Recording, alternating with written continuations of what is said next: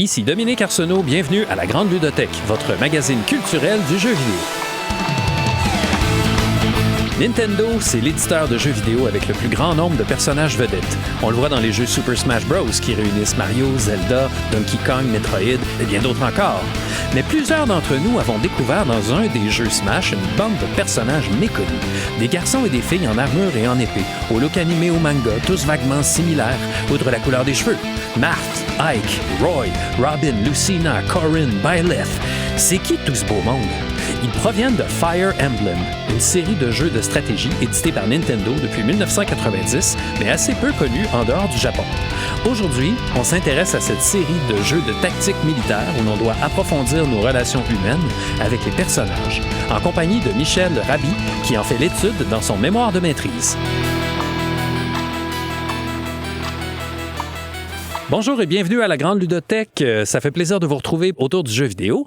Je suis en compagnie de Michel Raby. Salut Michel. Bonjour, bonjour. Merci de m'accueillir aujourd'hui. Ben oui, ça fait grand plaisir. Aujourd'hui, on s'intéresse à une entreprise de jeux vidéo réputée qui n'est pas à présenter. Nintendo, c'est vraiment le centre giratoire, j'ai envie de dire, du carrefour du jeu vidéo. Mais on va s'intéresser un peu à quelque chose qui est un peu dans les marges du catalogue de Nintendo, la série Fire Emblem. Toi, Michel, c'est une série que tu étudies dans le cadre de ton mémoire de maîtrise à l'université. Qu'est-ce qui t'a amené à te dire j'ai le goût de faire une maîtrise là-dessus? En fait, moi, à la base, j'étais pas quelqu'un qui jouait à des jeux tactiques, là. Je suis tombée dessus parce que j'avais envie de jouer à un Musou Game, ce qu'on appelle, que c'est un peu des hack and slash, un jeu où il y a plein d'ennemis qui se garochent sur nous. On pense à Dynasty Warriors. Exactement. Puis j'ai vu qu'il y avait un Fire Emblem Warriors, qui est ce type de jeu-là. Donc un spin-off de la série Fire Emblem. Je me suis dit, tiens, ça va me donner l'occasion de découvrir la franchise en même temps. Et je suis tombée en amour avec la manière dont ils racontent les histoires, aussi avec certains des aspects un peu plus tactiques, qui m'a donné envie de regarder la série principale. Et là c'est comme une boîte de Pandore qui est ouverte dans ma tête. Je voyais un paquet de questions sur pourquoi est-ce qu'on n'est pas le personnage principal de l'histoire? Pourquoi est-ce que la guerre, c'est mal, mais on me force à faire la guerre? C'était un monde tout à fait nouveau pour moi. Donc, le positionnement un peu qui demandait à être compris ou expliqué d'une certaine façon. Exactement. J'avais beaucoup de questionnements. C'est aussi un jeu où on accorde beaucoup d'importance aux relations entre les personnages. Alors que c'est les mêmes personnages qu'on envoie se battre et c'est une série avec une mécanique de mort permanente, ce qui veut dire que les personnages peuvent être perdus à jamais. Wow, c'est les conséquences de la guerre, tu les vis là? Voilà, donc d'un côté, on veut que tu développes une relation avec les personnages et de l'autre, on te les enlève. C'est très particulier, puis j'ai eu envie d'investir 2 ans de ma vie et plus sur ces beaux objets. Oh, fantastique. Écoutez, ça met un peu le ton et quelques-uns des sujets qu'on va aborder dans l'émission. Pour commencer, on va faire un parcours en arrière et on va revenir pour identifier qu'est-ce qu'il y a dans la ludothèque de Michel Raby. Expérience personnelle. Alors, Michel, comment le jeu vidéo arrive dans ta vie? Est-ce que dès la naissance, c'était dans ton environnement, dès l'enfance? Oui et non. En fait, mes parents avaient une PlayStation et ils m'avaient acheté le jeu de Spyro sur la PlayStation. Ah oui, là t'avais quoi, 4 ans? Ah, j'étais pas en âge de comprendre ce qui se passait. C'est tout ce que je me rappelle. Et j'étais terrifiée par les polygones. Mais comme vraiment terrifiée, j'en faisais des cauchemars. Wow! Puis un peu plus tard, vers l'âge de peut-être 9 ans, 10 ans, il y avait la Nintendo DS qui était sortie et que je voulais absolument avoir parce que j'étais fascinée par PictoChat. De tous les jeux qu'il y avait sur cette console-là, c'est celui-là qui m'a donné envie de l'avoir. Et à travers ça, je suis tombée un peu dans les franchises Nintendo comme Zelda, Mario et tout ça. Et j'ai une question. Oui. Est-ce que c'était le format portable, intime, tu sais, que tu gardais avec toi, puis tu t'installais dans ton lit, puis tu jouais à ça tout seul, genre, puis t'étais bien? C'était-tu un peu ça? Il y avait un peu de ça et aussi des questions socio-économique j'étais pas dans une famille très fortunée. OK, ouais. Fait Donc, que l'accès aux nouvelles générations n'était pas là. Exactement. Fait que même, tu sais, la Nintendo DS, je l'ai pas eu quand elle venait de sortir. Là. Ça a pris un bout de temps qu'on ramasse l'argent pour qu'on soit capable de l'avoir. La Wii, même chose, je l'ai pas eu quand elle venait de sortir. Ça a été une couple d'années, puis c'était un gros événement quand on l'a eu là, chez nous. C'était comme, je pensais que je rêvais. Là. Mais oui, donc j'ai beaucoup, à cause de ça, rentré dans le monde des jeux vidéo à travers Nintendo. Nintendo a été le compagnon, disons, la porte d'entrée dans le monde du jeu vidéo, mais ça te convenait puis tu y es resté pas mal, ou est-ce que tu as commencé à explorer toutes sortes d'autres choses, mettons, pendant ton enfance ou ton adolescence? Je suis resté pas mal concentré sur Nintendo pendant un bout de temps. Éventuellement, moi, quand j'étais adolescente, je faisais beaucoup de musique. Je jouais beaucoup de piano, donc ça prenait de mon temps. J'ai délaissé un peu le fait de jouer aux jeux vidéo, mais je regardais encore énormément de let's play sur YouTube. Ce qui m'a permis de découvrir plein de jeux indépendants vraiment le fun, mais qui étaient aussi beaucoup à la première personne. Puis, chose à savoir sur moi, c'est que j'ai des gros problèmes de motion sickness, qui appelle en anglais, donc mal des transports. Là, c'est une traduction. Des nausées causées par le mouvement puis la déconnexion entre ce que tu vois dans l'image puis ce que ton corps fait pour vrai, c'est ça? Exactement ça. Donc, il y a beaucoup des jeux que je voyais, que j'aurais bien aimé jouer, mais bon, j'y jouais pendant 15 minutes, puis j'avais mal au cœur pour 3 heures, fait qu'on oublie ça. Oh là là! Ouais, je suis un cas un peu intense. Mais ouais, à cause de ça, il y a beaucoup de jeux indépendants que je voyais auxquels je pouvais pas jouer, jusqu'à ce que éventuellement je découvre le monde de tout ce qui était un peu plus jeux tactiques, jeux visual novel.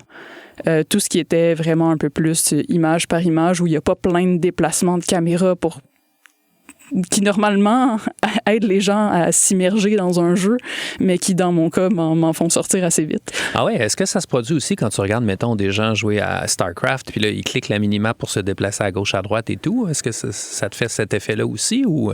En fait, c'est que dès qu'il y a une transition où on voit le mouvement dans la caméra, ça peut me causer des problèmes. Si c'est vraiment comme un snap d'une image à l'autre, là, ça va. Parce que je le perçois pas comme un mouvement, je le perçois juste comme un changement d'image. OK, fait que c'est quand les gens, mettons, qui jouent à StarCraft, ben là, ils font scroller la caméra à gauche, à droite. Là, tu me perds. Zoom out, etc. Là. Même chose, tu sais, pendant un bout de temps, je jouais à Monster Hunter, puis il a fallu que j'arrête parce que, étant donné qu'on est tout le temps un peu en train de tourner autour du monstre, ben juste ce mouvement-là, moi, ça me faisait partir... Wow, je m'excuse, là, c'est pas une émission médicale, là, mais c'est juste que je trouve ça tellement intéressant parce qu'on n'en parle pas, là. Moi, la dernière fois que j'ai entendu parler de ça, c'était... Mon Dieu, je me souviens pas, honnêtement. C'est comme une réalité tout à fait invisible qui n'est pas prise en compte dans les réflexions qu'on fait beaucoup, pourtant, sur l'accessibilité. Exactement.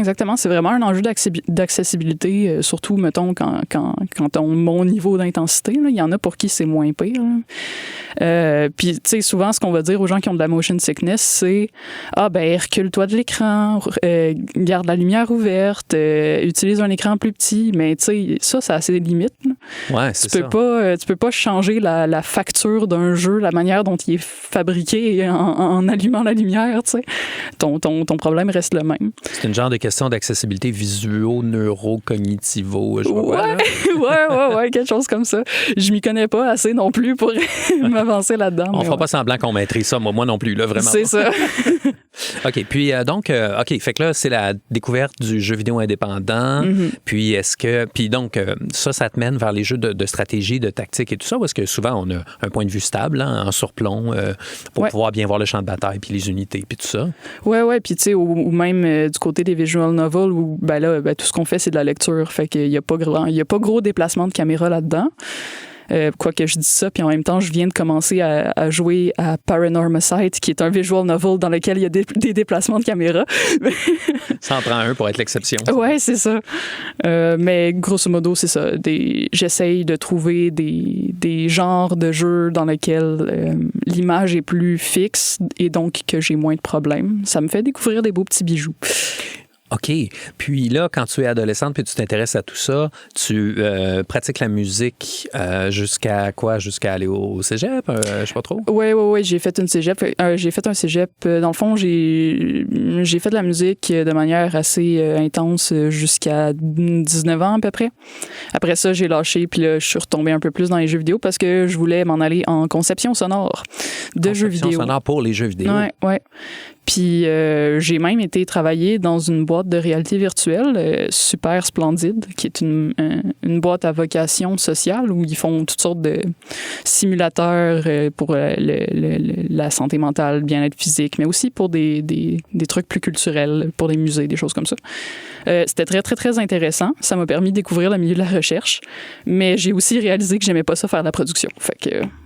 OK. Fait que là, c'est bon, OK, j'ai une expérience en musique, ça va. Traitement sonore, conception sonore, oui, peut-être, mais dans le fond, c'est les conditions dans lesquelles on le fait concrètement qui étaient comme, ouais je suis pas sûr finalement. Ouais, puis je me suis rendu compte parce qu'on était dans une très, très petite équipe, très multidisciplinaire. Je me suis rendu compte que j'aimais ça parler du jeu vidéo sous tous ses aspects, pas juste du son. Fait que c'est ça qui m'a donné envie de retourner aux études parce que j'avais déjà entendu parler du programme à l'UDM qu'on a en études du jeu vidéo. J'ai dit, tiens, je vais l'essayer. Puis finalement, je suis tombée en amour avec le domaine. J'adore les études théoriques, surprenamment. Puis je m'y plais beaucoup. Et je parle d'objets comme Fire Emblem. Parfait. Puis... là, dans le fond, tu es rendu à l'université, tu as le goût de faire le mémoire sur Fire Emblem, c'est une série qui t'interpelle. Il y a quelque chose dans Fire Emblem, je pense, qui est particulier. Puis en même temps, ça fait partie du genre de jeu qu'on appelle les jeux tactiques, là. Donc, est-ce que toi, tu as découvert Fire Emblem de façon linéaire ou tu es rentré là-dedans de façon rétrospective parce que tu l'avais découvert avec Warriors? Fait que là, t'étais-tu retourné au point d'origine de la série ou tu as juste reculé un petit peu tranquillement puis là, tu as fini par arriver sur tout le reste? Ça a été un chemin chaotique. Tout d'abord, j'ai découvert le spin-off en particulier dont je parle, c'est Three Houses, donc il est assez récent, il est sorti en 2023. Ça a été un des plus gros succès, je pense, de la franchise. Hein? J'ai vu les chiffres de vente, là, je pense. Celui-là était quand même populaire, mais en fait, il est surtout populaire parce qu'il est un spin-off de Fire Emblem Three Houses. Excusez, je pense que je me suis mélangée. Dans le fond, le spin-off, c'est Three Hopes, qui est un spin-off de Three Houses, qui, lui, a été extrêmement populaire. C'est le jeu le plus populaire de toute la série. OK, c'est ça, je comprends. Là, ouais. Et dans le fond, avant même de faire Three Houses, ce qui aurait été le lien logique, j'ai décidé d'aller essayer Fire Emblem sur l'émulateur de la Game Boy Advance, donc, auquel on a accès avec Nintendo Switch Online. Oui. Et à travers ça, j'ai découvert le premier jeu Fire Emblem qui était disponible en Amérique du Nord à l'époque. Et complètement déconnecté de ça, un moment donné que je m'en vais visiter une de mes amies à Québec, je m'en vais dans une boutique, puis je vois sur les étagères Fire Emblem Awakening, qui lui était le jeu sur Nintendo 3DS qui était sorti une couple d'années plus tard. Puis je l'essaye, puis même chose, j'adore le jeu, mais on dirait qu'à chaque fois que je découvre un nouveau jeu de Fire Emblem, j'ai tout le temps les mêmes questions qui me reviennent en tête par rapport justement les questions que j'ai nommées au début sur, on dirait, certaines tensions qu'il y a dans la structure même des jeux. Ouais, c'est ça. Hein? J'ai des personnages, ils sont attachants, je m'attache à eux, mais finalement, il faut que je les envoie à la guerre. Fait que là, puis la guerre, c'est mal, mais il faut que je le fasse quand même. Hein? C'est ça, Exactement. Puis donc, après avoir essayé ces 3 jeux-là, là, c'est là où je me dis, OK, faut que je regarde plus de jeux de cette série-là. Clairement, il y a quelque chose qui m'intéresse. Puis à partir de ça, j'ai été un peu à droite puis à gauche voir tous les jeux auxquels j'avais accès, Path of Radiance puis Radiant Dawn. Il a fallu que je demande au Ludov, notre laboratoire de jeux vidéo à l'UDM, il a fallu que je leur demande de les commander puis de trouver du financement pour, parce que c'est des jeux que Stave 9, ils coûtent $150 et $300 respectivement. Oh là là! Ouais. Ben, les infrastructures sont là pour ça. Voilà. Donner accès, comme on dit. Financer la recherche, les amis. Là, maintenant, on va se pencher sur le contexte historique. Contexte historique. T'en as parlé tantôt en disant le premier jeu qu'on a eu en Amérique du Nord, Fire Emblem, sur Game Boy Advance. Mais si c'est le premier qu'on a eu en Amérique du Nord, c'est qu'il y en a eu d'autres qui ne sont pas arrivés en Amérique du Nord. Alors, quelle est l'histoire de cette série-là, Fire Emblem? Ça vient de où, ça? Le premier jeu de Fire Emblem, ça, il y a beaucoup de gens qui le savent pas. Il est sorti en 1990. 1990? Ouais, la franchise, il y a des gens qui pensent qu'elle est nouvelle. Non, elle est très, très vieille. Le premier jeu est sorti, dans le fond, uniquement au Japon. Et tous les jeux subséquents, jusqu'en 2003, étaient aussi uniquement japonais. Ils sont arrivés, évidemment, là, en Amérique du Nord à travers des adaptations des fans, des traductions non officielles, des choses comme ça. Ouais, il y avait déjà un public qui s'intéressait à cette série-là japonaise. Oui, mais mettons, c'était très, très, très niché. Là. Ouais. Mais dans le fond, le créateur de Super Smash Bros. Était un gros fan de Fire Emblem. Et a décidé de mettre certains des personnages dans son jeu parmi les All-Stars, là, les représentateurs des franchises de Nintendo. Là. Ouais, c'est ça, parce que Super Smash Bros., c'est un match des étoiles des personnages de Nintendo. Il y en a des étoiles là, chez Nintendo. Là. Exactement. Puis là, ben, quand ça s'est arrivé en Amérique du Nord, parce que ben, Super Smash Bros., ce n'était pas unique au Japon, ben oui. Là, tout le public en Amérique du Nord s'est dit, ben, c'est qui ça? Ouais, Marthe, le gars, cheveux bleus ou rouges. Ouais, c'est ça. C'est qui ça, Marthe? C'est qui ça, Roy? C'est qui ça, Ike? Donc, en même temps que ça, ben, Nintendo se met à publier les jeux Fire Emblem pour l'Amérique du Nord aussi. Il commence avec Fire Emblem Blazing Blade, que dans le reste du monde... Dans le fond, Blazing Blade, c'est comme la traduction du nom en japonais, mais dans tout le reste du monde, on appelle juste ça Fire Emblem, parce que c'est le premier jeu qui est sorti à l'international. OK, donc en réalité, le nom de la série au Japon, c'est Blazing Blade, là, mettons. Non, c'est Fire Emblem. C'est juste que ce jeu-là en particulier, c'était, mettons, imagine si tu avais écrit Fire Emblem : Blazing Blade. Ah oui, c'est ça, oui. Puis quand on l'a traduit en Amérique, on a dit, ben, pas besoin de mettre un sous-titre, là, c'est le premier. C'est ça, exactement. Okay. Puis ce jeu-là, c'était-tu l'original de 90? Non, c'est pas le même. C'est une nouvelle histoire avec des nouveaux personnages, mais c'est un prequel au dernier jeu qui était sorti uniquement pour le Japon. OK, parfait. Qui, lui, je pense que la traduction, c'était Blinding Blade. Wow, OK, c'est rien pour nous aider à s'y retrouver. Non, vraiment pas. Puis aussi, tu sais, techniquement, les fans essayent de mettre des numéros aux différents Fire Emblem, mais à un moment donné, il y a eu tellement de remakes, justement, des jeux qui sont uniquement japonais. Puis il y a tellement eu de spin-off, de choses comme ça, que là, on parle plus vraiment en termes de chiffres. Là. Il y a très peu de fans qui utilisent encore ça. Si on va vraiment juste directement utiliser le nom du jeu dont on parle, c'est moins compliqué. OK. Donc, pour reconstruire la chronologie, en 1990, Nintendo publie le jeu Fire Emblem sur Famicom, sur Famicom, oui. Qui est l'équivalent de la NES, là, la Nintendo Entertainment System pour nous en Amérique du Nord. Puis ensuite, il publie d'autres jeux, mettons, je sais pas, là, je dis ça de même, 92, 93, 95, quelque chose comme ça. Ouais. Puis là, il y en a quoi, 6-7 qui sont publiés, qui sont uniques au Japon? À peu près ça, oui. Ah oui, mais c'est une série aussi populaire, entre guillemets, que Final Fantasy, par exemple. C'est pas aussi populaire. OK, c'est pas aussi populaire, mais ils en font autant. C'est ça? Ouais, okay. C'est ça l'affaire. OK. C'est un peu mélangeant parce que là, souvent, on va dire Fire Emblem était plus populaire au Japon. Oui, mais on est loin d'un Zelda ou d'un Mario ou d'un Final Fantasy. Là. Ouais, ça reste un jeu marginal. Là. C'est ça. Pas, OK, je comprends. Oui, plus populaire, plus connu, il y a plus de marketing overall qui est fait, mais on reste quand même... c'est ça, c'est pas Mario, c'est pas Zelda. Là. C'est loin d'être les ambassadeurs de Nintendo. Là. Ouais, c'est ça. Puis à l'époque, les studios au Japon sont sous l'impression, qui n'est pas complètement erronée non plus, qu'en Amérique du Nord, les gens aiment les jeux d'action, les jeux qui vont vite, le public est plus enfantin. Les consoles de jeux vidéo que Nintendo a publiées en Amérique du Nord étaient destinées spécifiquement aux jeunes enfants, puis surtout aux jeunes garçons. Et donc, les jeux plus intellectuels, plus développés, etc., des fois, on s'essaie, on les traduit, puis on voit que ça marche pas super bien, comme Dragon Warrior, /Dragon Quest, comme même Final Fantasy, qui est un jeu relativement mineur là, à l'échelle de l'Amérique du Nord, alors qu'au Japon, c'est une des grandes séries, là, vraiment forte. Puis, est-ce que tu penses que donc ça participe de leur décision qu'ils disent, ouais, Fire Emblem, c'est pas pour le public américain, c'est pas pour les enfants, c'est trop mature, c'est trop stratégique? C'est une très bonne question. J'ai pas trouvé de source qui précisait exactement c'est quoi la raison pourquoi ils n'ont pas originalement publié dans le reste du monde. Ce que je peux dire, c'est que curieusement, quand ils ont commencé à sortir dans le reste du monde, les jeux étaient vraiment pas si populaires que ça. La série ne levait pas pantoute. Ils ont fait peut-être 4-5 jeux avant que la série lève adéquatement, là, comme ils voulaient. Puis, dans le fond, le jeu qui a fait que la série a vraiment gagné en popularité, Awakening, c'était le dernier jeu que Nintendo permettait à Intelligent Systems de faire avant de tirer la plug. Wow! Donc, Intelligent Systems se sont vraiment fait dire, ce coup-là, si ça marche pas, c'est votre dernier. Fait que mettez toute la gomme. C'est ce qu'ils ont fait. Nintendo en a aussi profité pour mettre peut-être plus d'argent sur les campagnes publicitaires. Ouais, la promotion puis le marketing, c'est important. Hein, oui, on oublie souvent. Oui, exactement. Puis ça, tu as dit une chose importante parce que Nintendo est l'éditeur du jeu, mais c'est pas exactement le développeur du jeu.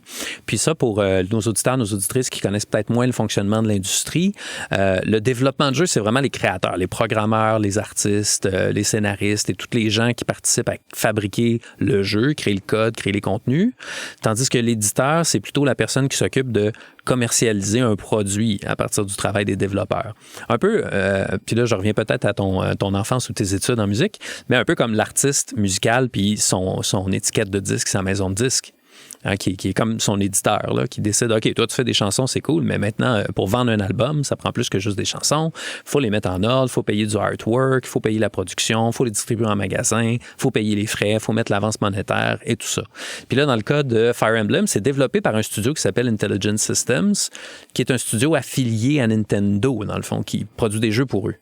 Oui, tout à fait. Puis aussi, ce qu'il faut comprendre dans le cas, mettons, de Nintendo en particulier, souvent, ils vont avoir des gens à l'interne qui vont aussi aller travailler dans ces studios-là qui sont affiliés. Des producteurs délégués, mettons.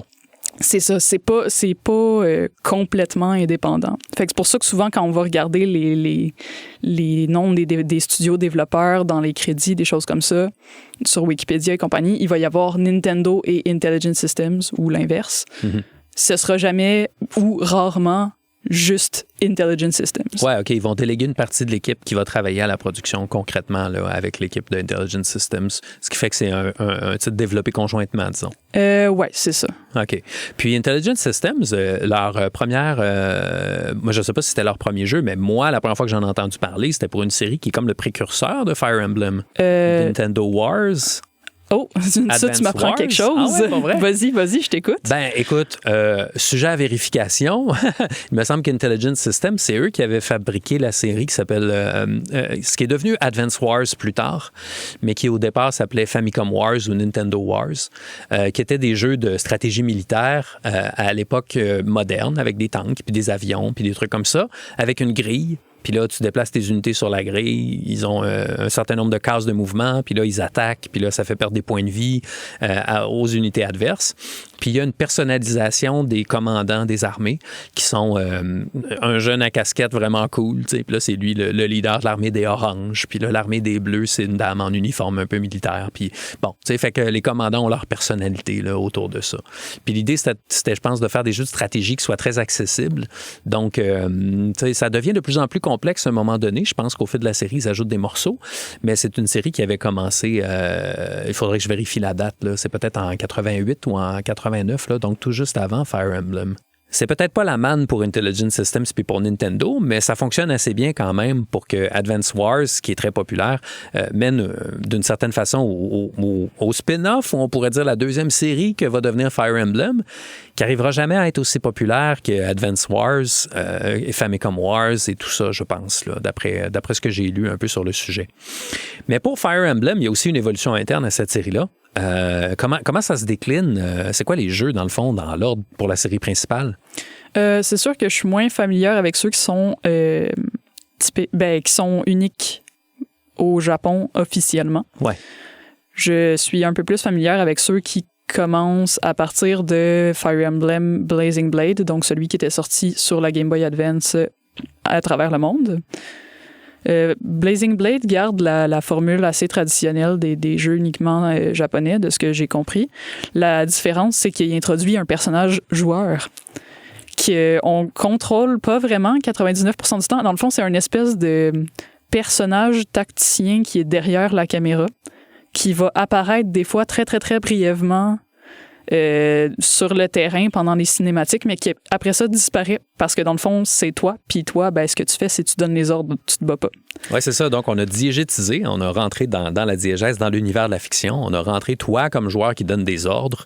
Ben là, t'es un personnage dans ce jeu-là. Exactement. Un personnage, donc on peut changer le nom, le genre et la date de naissance du personnage, mais son par défaut, c'est un tacticien qui s'appelle Mark, né le 1er janvier. Une belle date, ça. Ouais, c'est ça. Puis, donc, les personnages, parfois, les personnages se parlent entre eux, puis on suit les aventures d'un protagoniste ou d'une protagoniste, là, dépendamment des jeux de la série. Tu sais, il y a quand même quelqu'un qui est le personnage principal habituellement dans les Fire Emblem. Oui, dans le fond, ces personnages-là, on les appelle les Lords. Entre autres parce que c'est souvent ça. C'est des princes, c'est des princesses, c'est des héritiers de nobles. Des marquis, toute la gamme. Voilà. Dans Fire Emblem Blazing Blade, on en suit 3. C'est un peu particulier. On commence la section tutoriel, si on veut, qui dure quand même un tiers du jeu, wow. avec Lynn, qui est non seulement l'héritière d'une tribu de nomades, du chef d'une tribu de nomades, mais qui a aussi, on apprend à travers l'histoire, des liens de parenté avec la noblesse... comment dire... De la nation voisine. De la nation voisine, oui, c'est ça. Et donc là, ça dévie dans une guerre d'héritage. Ouais, parce que là, dans le fond, elle a une prétention au trône contre son grand-oncle malveillant qui cherchait à empoisonner l'actuel régent, qui est son grand-père à elle. Hein, c'est ça le... Exactement. J'ai fait mes devoirs. J'ai essayé Fire Emblem. Puis après ça, pour le reste du jeu, mettons, lors de notre première partie, on arrête de suivre Lynn et à la place, on suit Eliwood, qui est lui aussi un fils de noble, donc qui va hériter de son père éventuellement. Mais là, l'enjeu dans ce contexte-là, c'est plus que son père a disparu puis il veut le retrouver. Puis à travers ça, on découvre tout un complot qu'il y avait entre différents seigneurs pour essayer de faire tomber un autre dirigeant. C'est beaucoup ça, hein, les thèmes récurrents dans le genre des jeux de tactique militaire en général, puis dans la série Fire Emblem, c'est pas une exception. C'est beaucoup des histoires de régicides, de disputes pour des héritages des royaumes, souvent avec la noblesse qui se chamaille et tout ça, là. Oui, il y a beaucoup de ça. Pas que. Beaucoup de magouilleux, hein, pour revenir aux sélections musicales. Oui, beaucoup de magouillage, beaucoup de... C'est ça, c'est des jeux de pouvoir, c'est des guerres de pouvoir, des fois pour le territoire, des fois pour des questions de contrôle interne. Il y en a toutes les sortes. Puis, dans le fond, le troisième Lord, Hector... on va reprendre la même histoire qu'on a suivie avec Eliwood, mais d'un autre point de vue par moment. Puis c'est juste comme une version plus difficile des combats avec quelques petits chapitres ajoutés ici et là. OK. Ouais, fait qu'on progresse dans le jeu. Là. Au début, c'est le tutoriel au sens où on donne les premières manipulations de base. Puis là, au fur et à mesure qu'on avance d'une mission à l'autre, ben là, on introduit des nouveaux sous-systèmes ou des nouvelles complexités. Là. Exactement. Puis là, rendu au 10e chapitre sur 30-ish, ben là, on n'a plus de sous-système. Fait que là, le tutoriel est fini. C'est ça. Là, après ça, on passe dans la vraie histoire. Notre personnage voyage et rencontre par hasard Eliwood, tu sais. OK, ouais. Et donc ça, ce serait le premier jeu qui a été publié à l'international. Très peu de temps après ça est sorti Sacred Stones, qui est un peu fait sur la même formule, c'est juste là, que... on est encore sur Game Boy Advance en 2004 ou quelque chose comme ça, 2005 peut-être? Toujours sur Game Boy Advance. La grosse différence, c'est que là, on perd à nouveau notre personnage joueur et on suit l'histoire de 2 frères et sœurs qui se retrouvent pris dans un conflit international. Et il n'y a pas vraiment de gros changements là, dans le système pour ce jeu-là. Les changements vont plus arriver après ça avec Path of Radiance qui sort sur la GameCube. Donc là, déjà...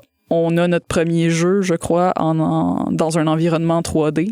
OK, parce que les premiers jeux qui étaient sortis sur Game Boy Advance, c'est une grille vue de haut. Oui. Puis on déplace les personnages sur la carte, puis on déplace des unités qui sont, comment je dirais ça, des unités qui ont toutes des noms propres puis une personnalité, là, tu sais. Il n'y a pas de petits soldats anonymes nowhere, de bataillons, etc., là. Oui, exactement. Ils ont toutes leur propre personnalité. Mais ça, c'est dès le début, là, l'auteur/créateur original du premier Fire Emblem, il avait établi ça très, très, très rapidement, qu'il voulait que ce soit, oui, un jeu de tactique, mais un jeu de tactique qui accorde beaucoup d'importance aux personnages, aux relations entre eux, leurs peurs, leurs espoirs et tout ça. Et même si cette personne-là ne fait plus partie de l'équipe de développement, mais c'est resté dans l'esprit de création de la franchise, Path of Radiance continue encore une fois avec ça. On n'a toujours pas de personnage joueur, c'est pas revenu encore. À la place, c'est là où on suit Ike, que beaucoup de gens vont connaître à travers Super Smash Bros. Brawl. Et Ike commence en tant que mercenaire. Son père se fait tuer, donc il reprend le rôle de chef de mercenaire de son père. Et à travers ça, se retrouve à défendre une héritière d'un royaume encore qui se fait menacer. Ouais, c'est toujours des gens dans les hauts de la pyramide, là. Exactement. Donc, c'est ça, tu es tout le temps un peu sous les ordres de quelqu'un d'autre. C'est inévitable. Et c'est aussi un des aspects qui m'intriguait sur la série, parce que normalement, tu sais, on a cette idée que le joueur doit être le héros de l'histoire, puis c'est pas que tu contribues pas à la victoire finale, mais en même temps, c'est pas sur toi que sont les projecteurs, ce qui est intéressant. T'es un tacticien, ta job, c'est un tacticien. Prends-toi pas pour un diplomate, c'est pas ça ta job. C'est la job de quelqu'un d'autre. C'est vrai que c'est quand même astucieux. Ça permet de cadrer la jouabilité puis de trouver ça normal qu'on puisse pas aller parler à tel gars, aller faire telle affaire, etc. C'est comme non, toi, tu gères les batailles, man. Les personnages, c'est pas toi qui joues. T'sais. Exactement. Puis tu sais, Fire Emblem, c'est pas des jeux d'exploration, là. C'est structuré comme des wargames autour des batailles, là.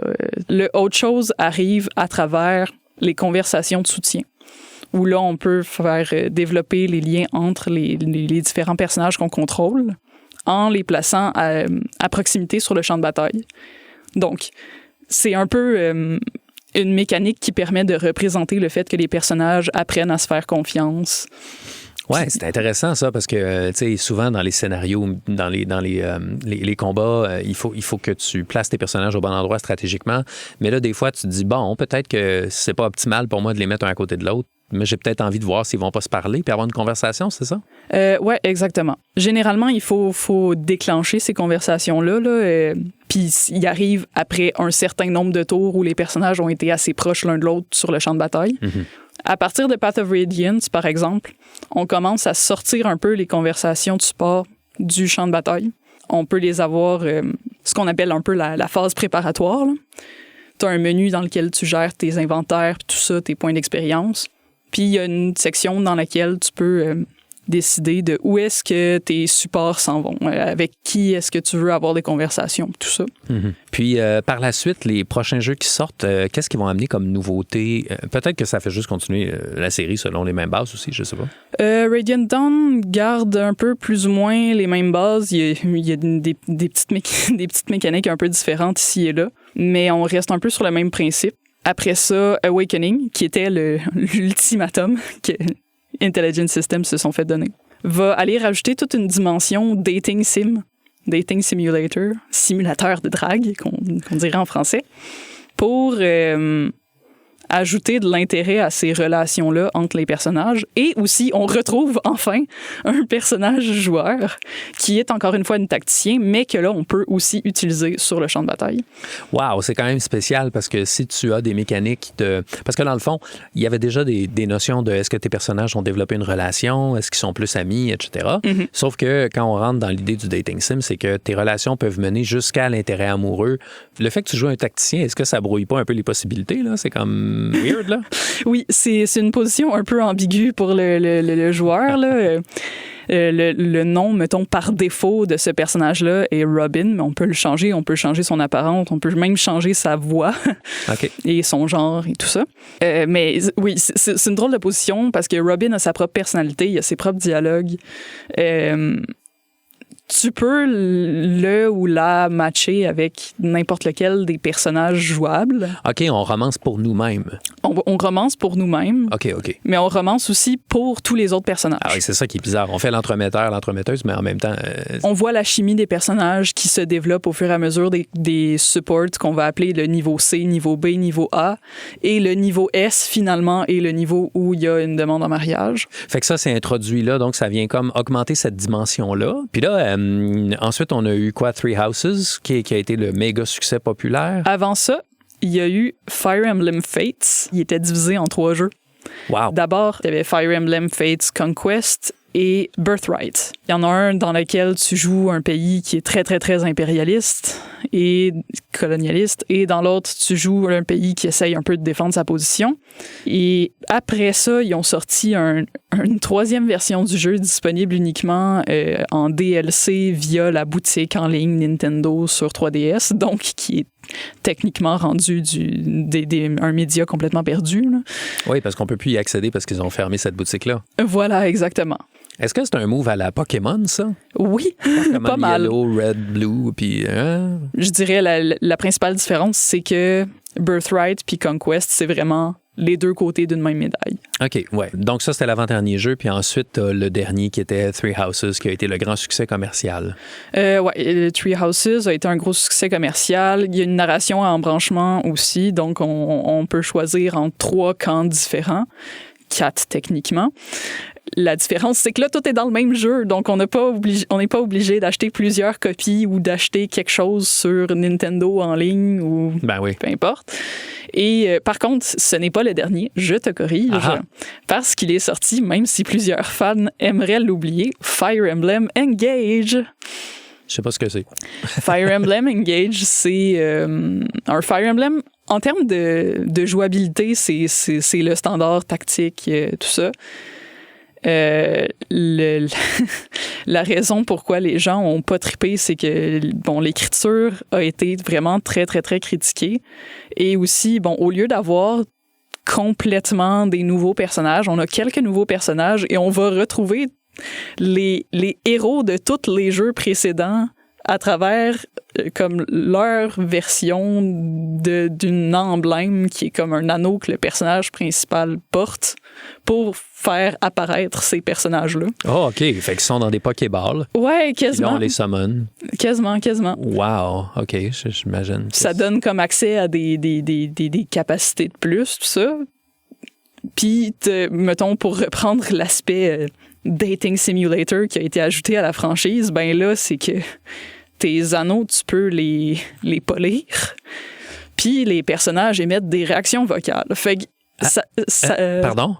OK, fait que là, tu frottes tes trucs. Ouais. Puis là, t'entends des... Oui, ça a créé un certain malaise chez beaucoup de fans. Mais pourquoi?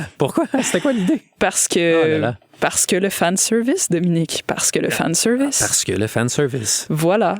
On peut faire de l'argent. Sauf que là, ils se sont un peu fait prendre à leur propre jeu parce qu'il y a énormément de fans qui n'ont pas aimé ça. Et donc, le jeu n'a pas eu le succès espéré. Et il y avait aussi essayé une direction un peu différente. Le look visuel et aussi l'histoire, la manière dont c'était raconté, c'était beaucoup plus enfantin, beaucoup plus simpliste, beaucoup plus manichéen aussi. Il y avait beaucoup moins de nuances ou d'implications politiques. Ouais. Quand on sortait de Three Houses, qui avait été un jeu extrêmement sombre, extrêmement sévère dans son ton, dans son approche, où on avait carrément là, des chefs de nation qui viraient complètement fous. On dirait qu'on n'est plus dans la même franchise. Fait qu'il y a eu une réponse assez intéressante. Ah ouais, un gros décalage entre les attentes puis ce qu'on avait tranquillement construit finalement, qui était comme la signature qu'on percevait de Fire Emblem. Oui, exactement. Puis bon, à travers de tout ce que j'ai dit, il est sorti toutes sortes de spin-offs aussi. Il y a les Warriors Games dont j'ai un peu parlé. Il y a aussi eu, j'ai oublié c'était en quelle année exactement, je pense que c'est au courant des années 2010. Ils ont sorti ce qu'on appelle un gacha games. Je sais que tu as fait un épisode récemment sur le sujet. Les jeux gacha, design économique des jeux avec Simon Dor, si vous vous intéressez aux archives de la Grande Ludothèque. Donc, ils ont sorti un jeu gacha avec tous les personnages de Fire Emblem. Fait que là, on dépense pour acheter des billets de loterie pour espérer tomber sur le personnage qu'on voudrait romancer, qui est notre préféré de Fire Emblem. Je sais pas quoi, tu sais. Exactement. Wow. Donc, la franchise a essayé toutes sortes de choses, on pourrait dire. Bon. Vous êtes de retour à la Grande Ludothèque sur les ondes de CISM. Dans votre magazine culturel du jeu vidéo aujourd'hui, on explore les marges de Nintendo avec la série Fire Emblem. En compagnie de Michel Raby qui dédie son mémoire de maîtrise, elle va maintenant s'adonner à une expérience à la première personne du jeu. À la première personne.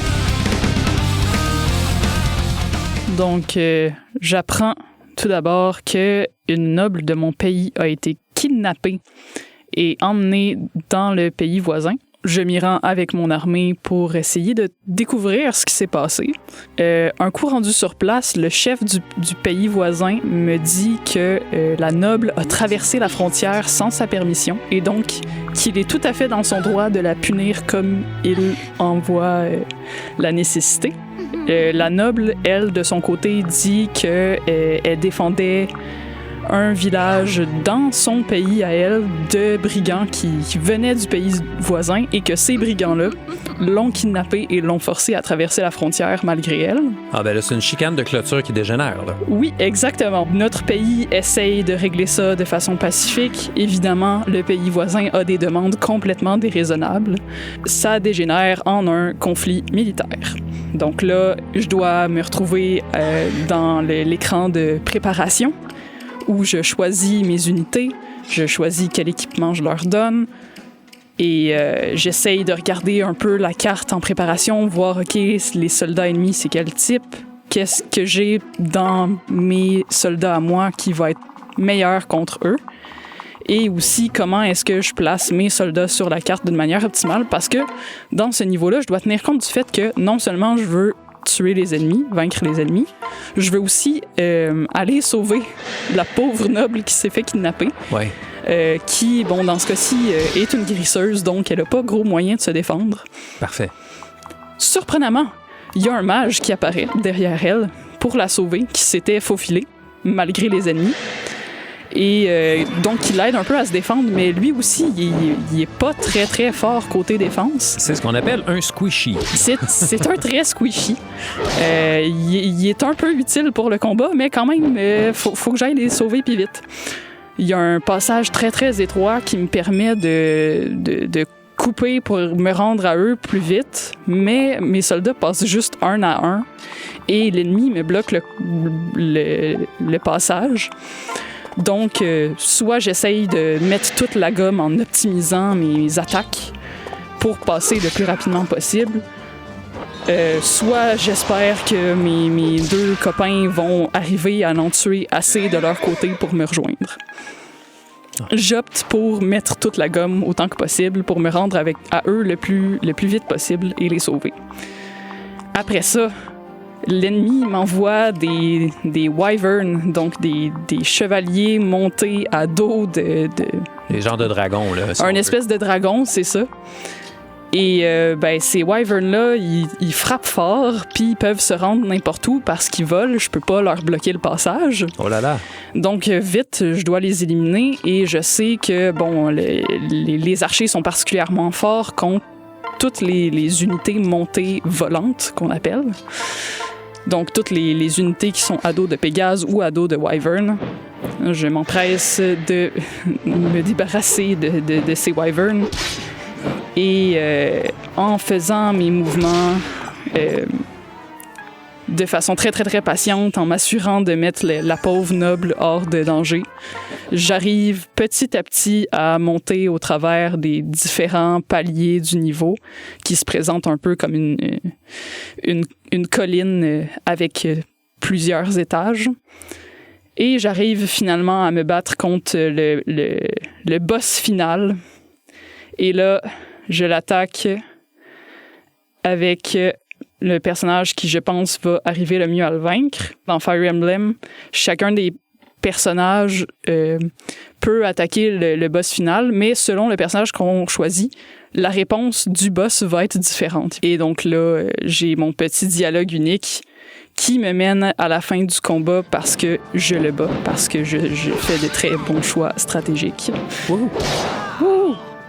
Et on arrive à la fin, une séquence qui clôt le chapitre, qui m'explique que la noble est saine et sauve, qu'effectivement, elle avait bel et bien été kidnappée.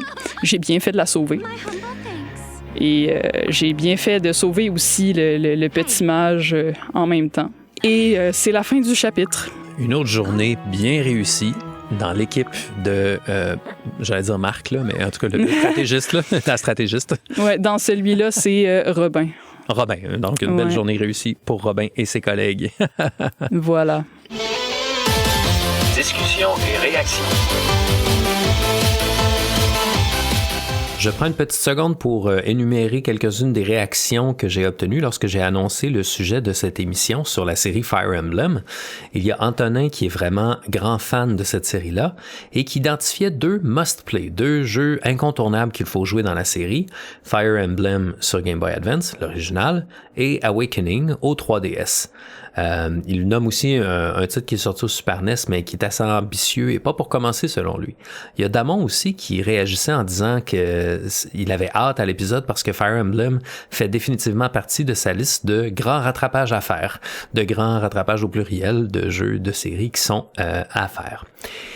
Donc, je me réjouis de lire ça. Il y a Josny qui disait qu'il n'avait pas beaucoup d'expérience en RPG tactique et qu'il avait bien aimé Banner Saga.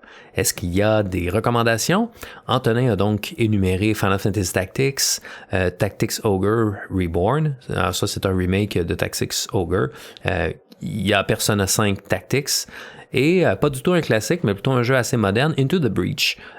J'ai beaucoup aimé Into the Breach. J'en reparlerai peut-être une fois parce que j'ai une petite discussion à avoir sur ce jeu-là, mais enfin. Into the Breach, qui est le même développeur qui avait fait FTL, Faster Than Light, un des jeux indépendants qui avait vraiment très très bien marché. On nomme aussi Larry nomme les Shining Force de Sega. Ça, c'est une série effectivement de jeux tactiques. Et dans la sphère moderne, il y a Triangle Strategy aussi qui ressemble à ça, que Michel est en train de faire d'ailleurs. Et pour ma part, ben, je réalisais comment le nom Final Fantasy Tactics dans le FFT était vraiment important pour déterminer le succès d'un jeu. Parce qu'on a appelé ça Final Fantasy, ça a tout de suite créé une aura autour parce que les gens étaient déjà fans de la série Final Fantasy, même si Final Fantasy Tactics est un jeu de tactique. Donc pour ma part, ben, je reconstruis en ce moment, je dirais, la chronologie des grandes séries avec Nintendo Wars, Advance Wars, Fire Emblem, Shining Force, Tactics Ogre, puis Final Fantasy Tactics à peu près dans cet ordre-là, même si moi, personnellement, j'ai découvert les jeux de tactique avec Final Fantasy Tactics et sur PC, la série XCOM. Vous voulez vous joindre aux discussions et réagir à l'émission? Vous cherchez le serveur Discord L'Anneau Ludique. C'est là que se trouvent les conversations autour du podcast, de notre podcast frère Profil Ludique et les réactions aux différents épisodes de La Grande Ludothèque. Vous pouvez aussi m'écrire à l'adresse suivante, La Grande Ludothèque sans espace majuscule ni accent, lagrandeludothèque.cism@gmail.com. On reprend la discussion, Michel. Est-ce que c'est des jeux difficiles où il faut souvent reprendre le même combat parce qu'il faut trouver la bonne stratégie qui te permet de passer tel combat particulier? Parce qu'ici, il y a plein de volcans, puis là, tu le sais pas, mais les volcans, ça va faire telle affaire, puis le blabla. Oui et non. Il y a plusieurs niveaux de difficulté pour pas mal tous les jeux de Fire Emblem. D'habitude, les niveaux plus faciles sont pas très difficiles. Ça peut arriver qu'on perde des personnages puis qu'on veuille recommencer le chapitre. C'est long, c'est chiant, parce que c'est des chapitres qui peuvent parfois durer jusqu'à 45 minutes.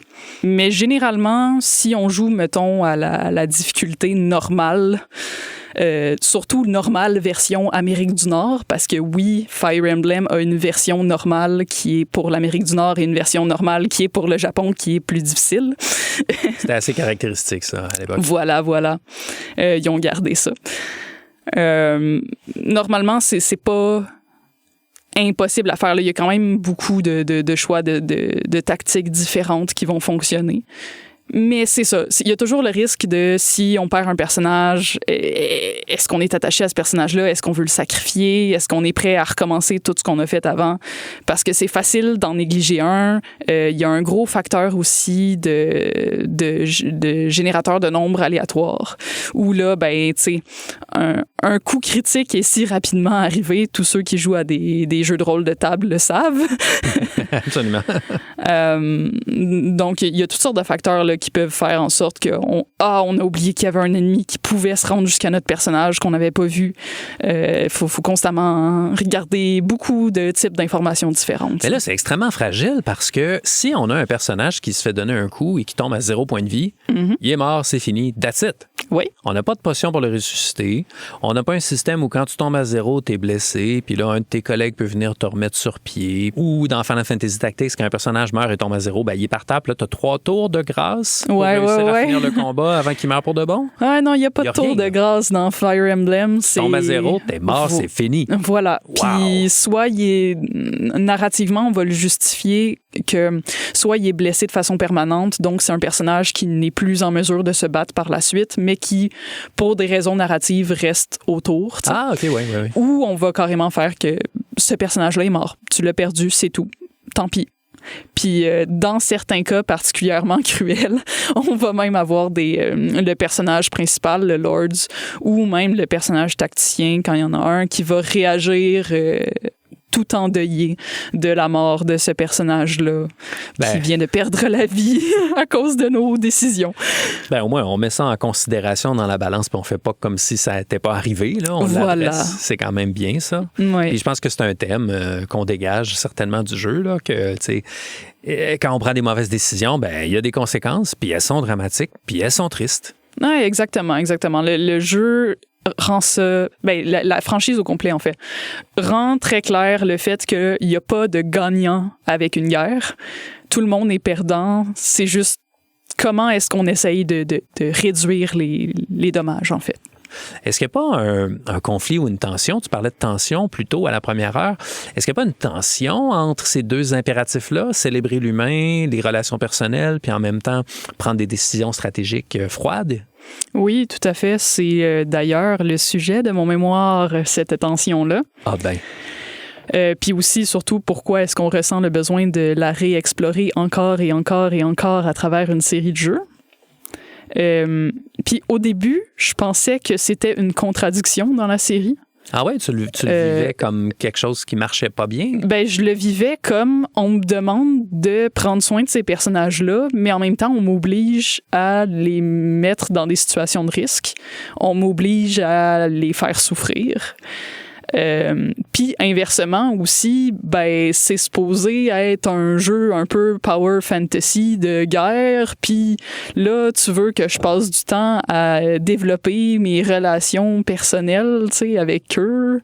Ça sonnait un peu comme une contradiction. Puis dans les conversations de soutien qu'on a avec ces personnages-là, oui, des fois on va parler du conflit, de la guerre, de la situation, mais des fois aussi, c'est juste un échange sur c'est quoi leur nourriture préférée, tu sais, qu'est-ce qu'ils aiment manger, c'est quoi pourquoi est-ce qu'ils aiment pas les insectes, tu sais, c'est des conversations vraiment de tous les jours, là.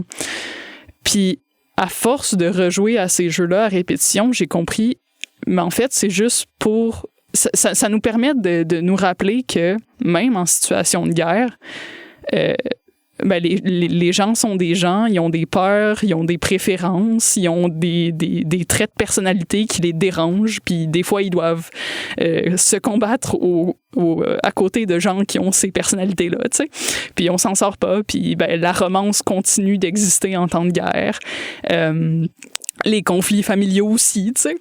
Toutes ces choses-là que, dans le monde du jeu vidéo, on a beaucoup de jeux qui glorifient la guerre puis qui présentent ça comme, tu sais, le domaine des héros qui font juste tirer du gun puis être badass, mais comme... Défendre la liberté, défendre la... C'est ça, sauf que ces héros-là, diégétiquement, si tu veux être réaliste, ils ont des personnalités, ils ont des peurs, ils ont des choses qui les frustrent au quotidien. Peut-être qu'ils aiment pas faire le ménage, ou peut-être qu'ils aiment être dans un environnement propre, mais ils sont pris dans une tente avec quelqu'un qui fait pas le ménage. Tu sais, c'est toutes des petites choses banales, mais... qui continue d'exister. Puis aussi, à travers ça, ce que j'ai trouvé particulièrement frappant, c'est que on veut vraiment rappeler aux joueurs que chaque vie a une valeur en soi. Chacun des personnages qu'on envoie se battre, nous, on les instrumentalise pour pouvoir gagner. Mais c'est des personnages qui d'eux-mêmes ont une vie, des relations. Les gens autour d'eux les valorisent, vont être endeuillés quand ils vont mourir. C'est pas vrai que c'est juste des instruments, tu sais. Ouais, c'est ça. C'est pas des anonymes, là. Exactement. Et d'un autre côté, on a la représentation de la tension de « Ouais, mais je suis juste un tacticien. » ma job, c'est pas de décider si on fait la guerre ou pas, c'est de gagner chacune des batailles individuellement. Ben, maintenant que j'y pense, là, c'est quand même un positionnement de plus en plus intéressant au fur et à mesure que tu en parles. Ouais. Parce que je me dis, dans le fond, on nous donne l'opportunité en art de se déresponsabiliser et de dire, moi, je suis un tacticien, je suis là pour faire la tactique. Ouais. Si vous vous aimez entre vous, puis tout ça, regarde, c'est pas moi, j'incarne pas ce personnage-là. Moi, je suis là pour la tactique. Tout est là pour te permettre de te configurer comme étant le rationnel désintéressé. Exactement. Puis finalement, ça légitimise le fait que tu choisis de ne pas faire ça. Oui. Puis ça devient un geste d'affirmation éthique. Exactement. Et c'est quelque chose qui va revenir dans les conversations des personnages eux-mêmes. Il y a un parfait exemple là, dans Fire Emblem Awakening. Il y a une conversation entre le personnage de Virion, qui est un noble, super bon stratège. Le problème, c'est qu'il y a une raison pourquoi c'est pas lui le stratège, puis tu découvres dans une conversation alors que Robin, le personnage joueur, joue à un jeu de guerre sur table avec Virion et découvre que les stratégies de Virion, c'est essentiellement de sacrifier tous ses soldats. Oh, OK. Ouais, donc, il gagne à tout coup, mais de la manière la plus croche et pas éthique que tu peux t'imaginer. Puis c'est pour ça qu'il surprend toujours ses adversaires, parce que personne s'imagine qu'un humain va faire ça. Ouais, c'est un peu la légende, là. Je sais pas si c'est une légende, c'est peut-être vrai, là, mais en tout cas, il me semble que ça avait été un peu exagéré pour en faire un mythe, là, mais Genghis Khan qui envoyait ses soldats ou les prisonniers qu'il avait capturés plus tôt là, dans les douves là, pour faire un pont humain, là, puis marcher par-dessus, genre, pour rentrer. Là, tu sais. Ça, c'est comme l'image là, la plus forte, là, sans doute, là, de se pousser à l'extrême. Oui, c'est ça, exactement. Donc là, on a une conversation entre Virion et Robin autour du fait que, ben justement, Robin commence à remettre en question au début. Ben là, comme, tu sais, je suis supposée être le tacticien de service. Comment ça se fait que je perds tout le temps face à toi? Puis là, Virion qui lui répond, oui, mais toi, quand tu nous diriges, on meurt pas. Moi, si je dirigeais, tout le monde serait mort. C'est ça la différence entre toi puis moi. Donc, on a des conversations comme ça qui rappellent le facteur humain de la guerre. On veut pas, justement, des tacticiens puis des dirigeants qui vont sacrifier tout le monde pour un but ultime. On veut garder un certain facteur humain malgré le côté inhumain inévitable de la guerre. Donc, on pourrait voir ça comme une approche humaniste de l'exercice du pouvoir. Exactement. Wow! Et parlant de garder l'humain derrière, j'en profite pour faire un appel à votre générosité, votre sensibilité. Si vous aimez écouter CISM, c'est la grande campagne de financement à l'occasion des 35 ans de CISM. Il vous reste encore quelques heures pour faire un don. Ça se termine jeudi le 19 à minuit. Donc, vous avez encore quelques heures devant vous pour faire un petit don. Il n'y a pas de trop petit don et vous serez contente d'avoir contribué peut-être à assurer une relève, un rehaussement des équipements et le maintien de cette station et de ce modèle de radio communautaire, de radio étudiante, de radio qui s'intéresse à faire vivre la marge. Alors, on retourne à notre série marginale pour l'Empire Nintendo, Fire Emblem. On avait abordé la question du devoir et tout ça. Michel, il me semble, je t'écoutais tantôt, puis je me suis fait cette réflexion-là, qu'il y a peut-être quelque chose de très japonais dans les situations narratives dans lesquelles on est placé. J'ai l'impression de revoir se déployer la tension entre le devoir de loyauté, le devoir envers sa patrie, envers son daimyo, le samouraï qui est obligé d'obéir au devoir et de pas nécessairement se livrer à l'amour, poursuivre l'amour, etc. Il y a peut-être de ça, ou peut-être qu'au contraire, c'est la modernisation de ces impératifs-là entre le devoir et l'amour personnel, parce que finalement, on est capable de combiner les deux dans les jeux. Ben oui, on est capable de combiner les deux dans les jeux et aussi, il y a beaucoup de discussions autour de justement ce genre de sujet-là. Dans les communautés de gens qui jouent, là? Ou dans les jeux même? Pas dans les communautés de gens qui jouent, vraiment parmi les gens qui... Pas parmi les gens qui jouent, voyons. Parmi les personnages des jeux. Oui, carrément. Où on va beaucoup interroger justement le fait d'obéir aveuglément à n'importe quel ordre. On va remettre en question aussi comment est-ce qu'on détermine qu'est-ce qui est une bonne décision ou pas, qu'est-ce qui est un sacrifice qui en vaut la peine ou pas. aussi à quel point est-ce que, bon, on doit refouler nos émotions ou au contraire se permettre un petit peu plus de vivre parce que, ben, justement, c'est déjà la guerre, c'est déjà assez horrible. Est-ce qu'on peut pas, comme, profiter de des peu de moments de répit qu'on a pour être un peu moins sérieux, tu sais. Les conversations entre les personnages tournent très souvent autour de ce genre de sujet-là. Donc, je pense pas que qui nous encourage nécessairement à adhérer à des valeurs très strictes. Puis je pense pas non plus nécessairement que c'est le genre de discours qui est très typiquement japonais. On va quand même à travers les différents jeux explorer toutes sortes de systèmes de valeurs, allant de la chevalerie à l'obligation morale. On a aussi des personnages qui sont très, très, très relativistes. Donc, même d'un point de vue philosophique, éthique, moral, on a toutes sortes d'approches, ce qui permet en même temps à la personne joueuse de se questionner elle-même sur, ben, avec quel genre de personnage est-ce qu'elle est plutôt d'accord? Est-ce qu'il y a un système de valeurs qu'elle préfère plus que d'autres? Ouais, ça, c'est une des forces du jeu vidéo, hein, c'est de nous mettre dans des situations en nous présentant une variété de possibilités. Ici, ben, c'est des attitudes des différents personnages qui ont leur système de valeurs, puis on est amené à voir la complexité d'une situation ou d'une problématique par la multiplicité des points de vue qui peuvent l'aborder puis qui peuvent être portés dessus. Donc ça, c'est un jeu qui explore vraiment cette affordance-là, cette possibilité-là du média vidéoludique. Exactement, exactement. Puis aussi, même d'un certain niveau, c'est miroité dans la jouabilité. Parce que c'est possible de jouer en se foutant presque complètement des systèmes de soutien, des systèmes de conversation entre les personnages, du système de dating, puis de vraiment optimiser ça juste pour avoir des bonnes statistiques en combat. Puis même le fait qu'on a un ensemble de, je sais pas, 10, 15, 20, 22 personnages qui se joignent à notre troupe, mais quand on arrive dans un combat, on peut seulement déployer 8 ou 10. Exactement. Puis là, ça amène toujours l'attention entre est-ce que je devrais me focaliser sur mes 8 de mon trio numéro 1, que j'amène toujours avec moi, j'y prends toujours. Fait que là, eux, ils deviennent super puissants parce qu'ils gagnent de l'XP à chaque fois qu'ils attaquent, ils montent de niveau, etc. Ou est-ce que je devrais essayer de répartir un peu mes personnages parce que si à un moment donné, j'arrive à un combat super important pour Matthew, le voleur, puis que je l'ai jamais amené en combat parce que je le trouvais pas bon, ben quand je vais arriver dans ce combat-là, il va être level 2, genre, puis tout le monde va être level 14. Fait que comment je vais faire? Je pourrais pas. Fait qu'il y a comme cette tension-là entre, tu sais, se concentrer sur quelques personnages en termes d'efficacité brute versus s'assurer de convoquer les différents personnages puis d'en prendre soin puis de les amener à s'élever puis se dépasser, peut-être?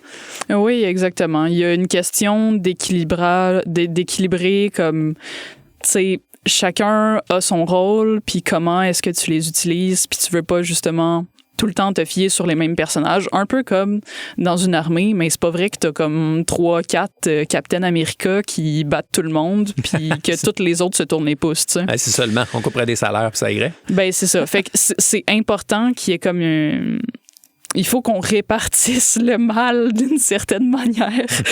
On peut pas juste concentrer ça tout sur une petite poignée de personnes. C'est comme la charge mentale dans les couples. Oui, oui, voilà.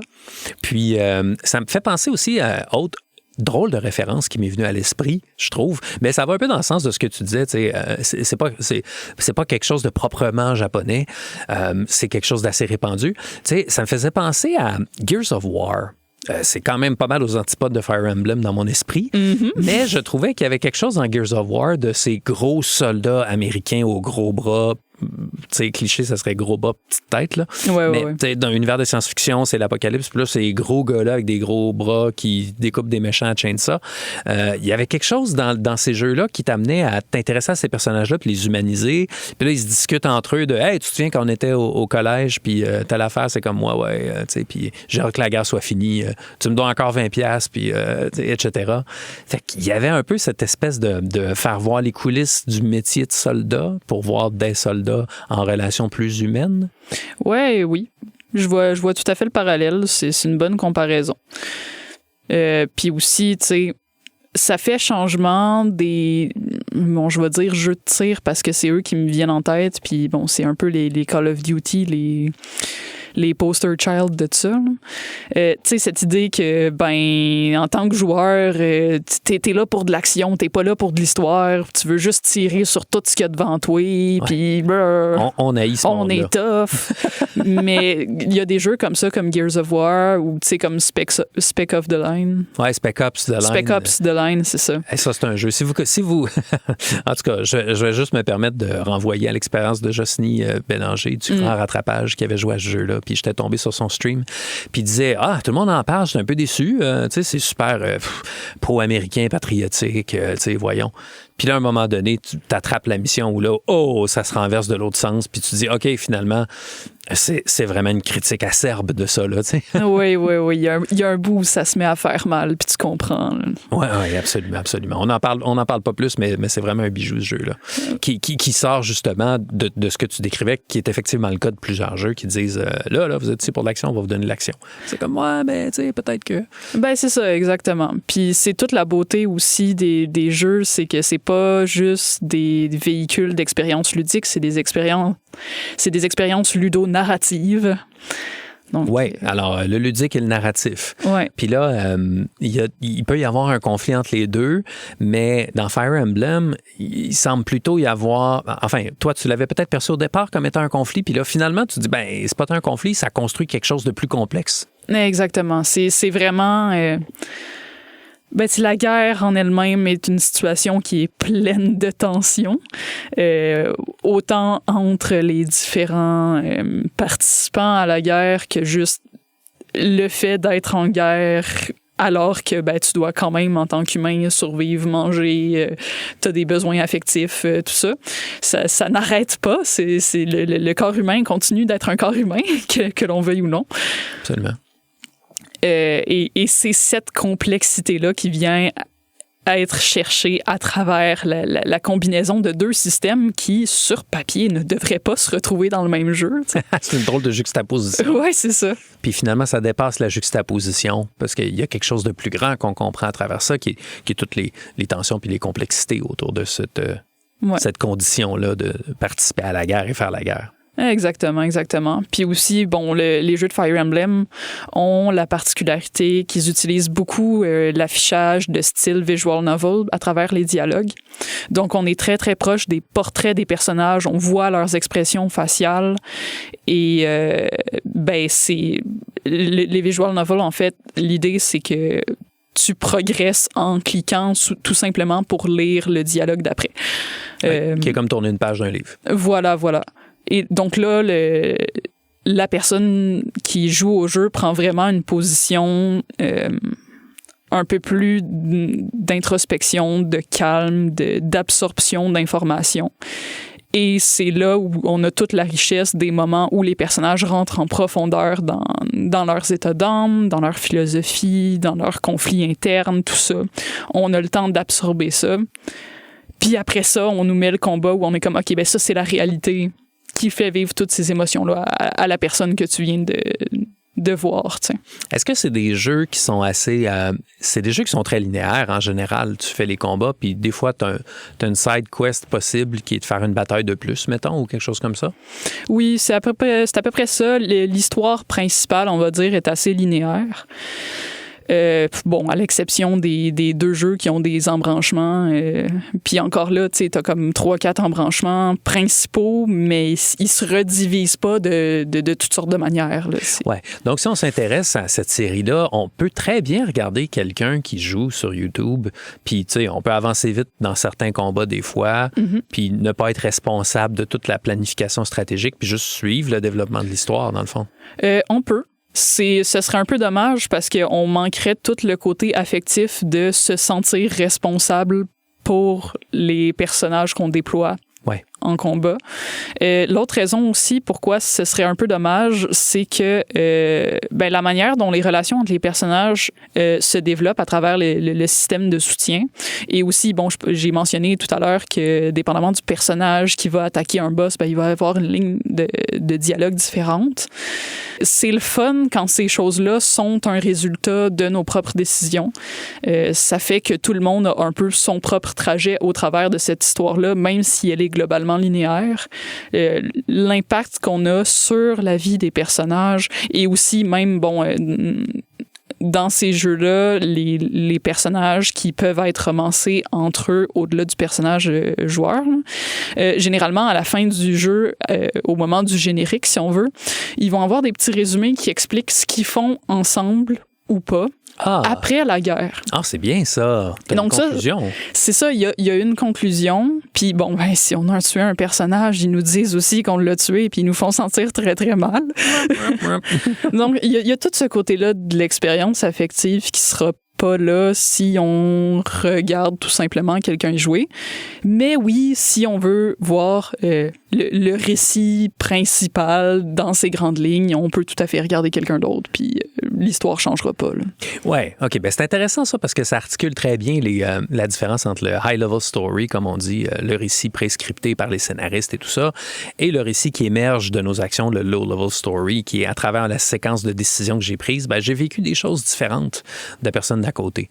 Moi, je dois dire que, je me suis mis à Fire Emblem original, là, donc Blazing Blade, là, si j'ai bien compris, sur Game Boy Advance. Puis dans une des missions, j'ai envoyé Matthew, le voleur, dans une maison. Puis ça a donné que c'était la maison où il y avait Eli Wood, je pense, qui était là. Puis là, il a commencé à dire, OK, ouais, fait que t'es avec la bande, c'est bon, fais-moi ton rapport, puis tout ça. Puis là, j'étais comme, attends, what? Là, j'ai appris que lui, il est comme de mèche avec Eli Wood. Puis j'imagine que plus tard, ça va arriver dans l'histoire. Puis que si j'étais pas tombé par hasard parce que j'avais envoyé quelqu'un d'autre dans cette maison-là, je l'aurais pas appris à ce moment-là. Mais là, tu vois déjà qu'ils ont comme stratifié l'information. Puis là, j'ai comme un exclusive preview. Là, je sais que Matthew, il y a un rapport avec cette gang-là, même si je sais pas encore c'est quoi. Ouais. C'est comme, wow, OK, il y a vraiment des conséquences à tout ce que je fais. Puis si, j'imagine, j'attaque le boss du niveau avec tel personnage, il y a un ou deux de mes personnages qui vont avoir un dialogue plus substantiel avec lui, peut-être. Là. Oui, tout à fait. Puis aussi, dans les cas les plus poussés où, mettons, dans Three Houses, où on a un embranchement narratif assez majeur, si, par exemple, on décide de suivre le royaume de Fargus, on apprend toutes sortes d'informations sur ce qu'ils appellent la tragédie de Duscur, qui est en fait un génocide, tout simplement.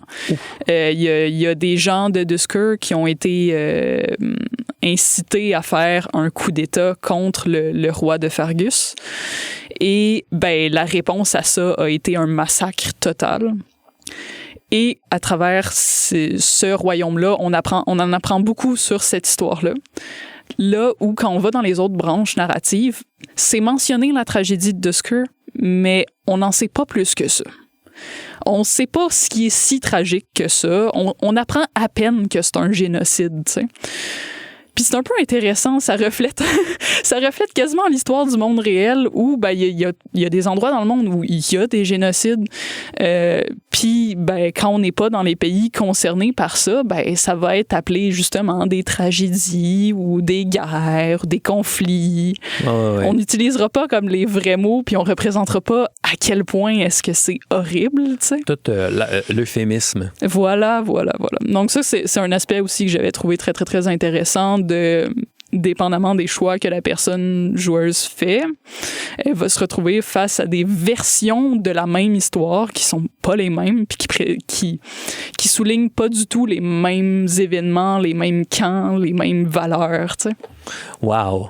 C'est super. Puis je pense que ça donne le goût de s'intéresser à cette série-là qui est peut-être marginale en ce moment ou en tout cas historiquement, qui a eu son succès commercial avec Three Houses. Peut-être qu'on a envie, après un épisode comme celui-là, à s'y intéresser davantage. C'est tout le temps qu'on avait pour la Grande Ludothèque cette semaine. Merci beaucoup, Michel Rabhi, d'être venu avec nous en studio. Merci beaucoup. Ça m'a fait plaisir de jaser avec toi. Alors, nous, on va se donner rendez-vous la semaine prochaine pour un autre épisode de la Grande Ludothèque. On va filer vers le palmarès de CISM.